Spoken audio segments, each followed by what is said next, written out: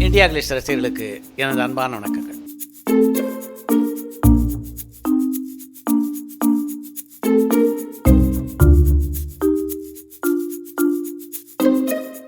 நான் இயக்கிய முதல் படத்தினுடைய கதாநாயகன். ஆக்சுவலாக நான் அவரை இயக்குவதற்காக படத்தை இவரை வச்சு எடுக்கணுன்ட்டு அட்வான்ஸ் கொடுத்துருந்தேன். ஆனால் அவர் ஒரு நிபந்தனையோடு தான் அந்த காட்சி கொடுத்தார். நீ அந்த படம் டைரக்ட் பண்ணதாக தான் காட்சி தரேன்ட்டு. அப்படி உருவானது தான் சூரசம்ஹாரம். அதுக்கு முன்னாடியே பார்த்திங்கன்னா அவருடைய ஆரம்ப காலகட்டங்களில் அவருடைய பட நிறுவனங்களுக்கு பல படங்களுக்கு நான் பிஆர்ஓ இருந்திருக்கேன். அவருடைய நிறுவனங்களுக்கு விளம்பர பொறுப்பு ஏற்று நடத்தியிருக்கேன். இப்படி எங்களுடைய நட்புன்னு பார்த்திங்கன்னா ஒரு ஏறக்குறைய ஒரு நீண்ட ஒரு 35 வருஷம் நட்பு. அந்த நட்பு அதனுடைய அடிப்படையில் இந்த ஒரு நாள் இப்போ இந்த உத்தமல்லன் படத்தை ஒரு தயாரிப்பு பணியில் ஈடுபட்டுருக்கும்போது ஒரு நாள் அவரை சந்திச்சு கேஷுவலாக பேசிகிட்டு இருந்தேன். அப்போ சொன்னார், இந்த படத்தில் ஒரு ரோல் இருக்குது, என்னுடைய பிஆர்ஓ ரோல், உங்கள் பேர் தான் வச்சுருக்கேன் நான். அப்படியா, ரொம்ப சந்தோஷம்னு. ஆமாம், ஏன் நீங்கள் அந்த ரோல் நீங்களே நடிச்சிருங்களேன்னாரு. ஃபைன், தாராளமாக நடிக்கிறேன்னு சொன்னேன். இப்படி திரைக்கு வெளியே அவருடைய பிஆர்ஓ இருந்து நான் திரைக்கு உள்ளேயும் சினிமாலேயும் அதே ரோலில் நடிக்கக்கூடிய ஒரு வாய்ப்பை அந்த படத்தில் தந்திருக்காரு. உத்தமல்லன் திரைப்படத்தை பொறுத்த வரைக்கும் பார்த்திங்கன்னா அப்படி ஒரு எதிர்பார்ப்புள்ள படமாக இன்றைக்கி அந்த படம் அமைஞ்சிருக்கு. அந்த படத்தில் வாய்ப்பு தந்ததுக்காக கமல்ஹாசன் அவர்களுக்கு என்னுடைய நன்றியை சொல்லிக்கிறேன். ஏற்கனவே நான் வசூல்ராஜா எம்பிபிஎஸ், என்னுடைய இயக்கத்திலே உருவான சூரசம்ஹாரம் போன்ற படங்கள் நடிச்சிருக்கேன். ஜப்பானிய கல்யாணமோட ஒரு படத்தை நடிச்சிருக்கேன். இந்த படம் அந்த வகையில் பார்த்திங்கன்னா இன்னொரு நல்ல வாய்ப்பு. அதற்கு கமல்ஹாசன் அவர்களுக்கு நன்றி.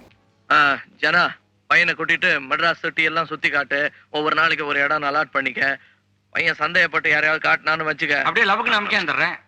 அதான் செய்யாதன்ற. சரி, அப்போ விட்டுறேன். அதையும் செய்யாத. அவனை பத்தின டீடைல்ஸ் எல்லாம் கலெக்ட் பண்ணிட்டு என்கிட்ட சொல்லு, நான் பாத்துக்கிறேன். சரி, நீ புறப்படு. சரி, பையன் ஜாக்கிரதை. புறப்படு. உத்தமல்லன் திரைப்படத்தை பொறுத்த வரைக்கும் படப்பிடிப்பு எல்லாம் முடிஞ்சிருச்சு. அதனால் இப்போ படத்தினுடைய பின்னணி இசை சேர்ப்பு, மற்றபடி உங்களுக்கு போஸ்ட் ப்ரொடக்ஷன் ஒர்க் நடந்துகிட்ருக்கு. தீபாவளிக்கே பிளான் பண்ணியிருந்தாங்க. இப்போ இது நவம்பரில் வர்றதா சொல்கிறாங்க. எப்படி இருந்தாலும் அக்டோபர் 2 இல்லை நவம்பரில் நிச்சயமாக ரசிகர்களை மகிழ்விக்கின்ற ஒரு படமாக உத்தமல்லன் அமையன்ற சந்தேகம் இல்லை.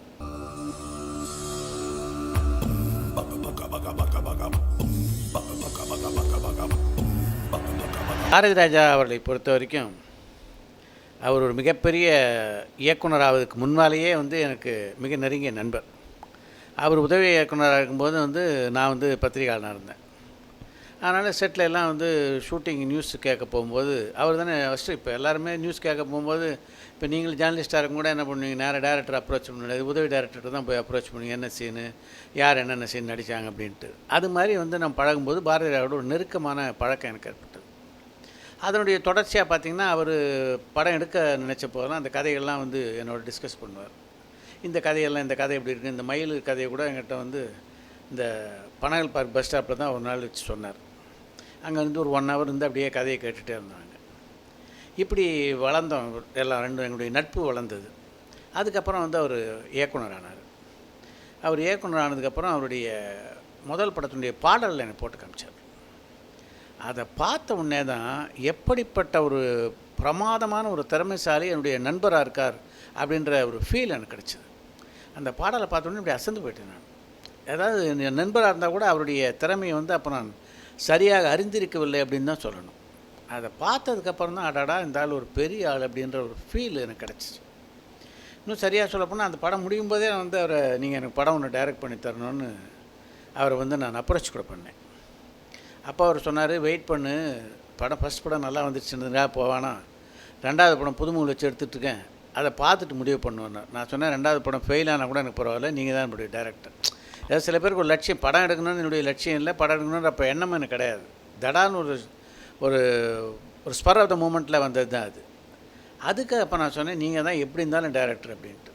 அதுக்கப்புறம் அவர் ஒரு மிக பிரபலமான இயக்குனராக தமிழ் திரையில் ரிஜிஸ்டர் ஆனதும், அதுக்கப்புறம் அவரது இயக்கத்திலே என்னுடைய முதல் படமான மண்வாசனை அமைந்தது எல்லாம் நாடறிந்த விஷயம். நான் எடுத்த படங்களில் வாழ்க்கை, ஜல்லிக்கட்டு ரெண்டுக்குமே ஒரு இம்பார்ட்டன்ஸ் உண்டு. என்னென்னா வாழ்க்கையை பொறுத்த வரைக்கும் அது எல்லாருக்கும் ஒரு மோட்டிவேஷன் தர படம். இப்போ கூட என்னுடைய நண்பர்லாம் சொல்லுவாங்க, நான் எப்போது அசந்து போய் ஒரு சோர்ந்து போயிருக்க நிலமையில் வேறு ஒன்றும் பண்ண மாட்டேன், வாழ்க்கை படத்தை போட்டு பார்ப்பேன்.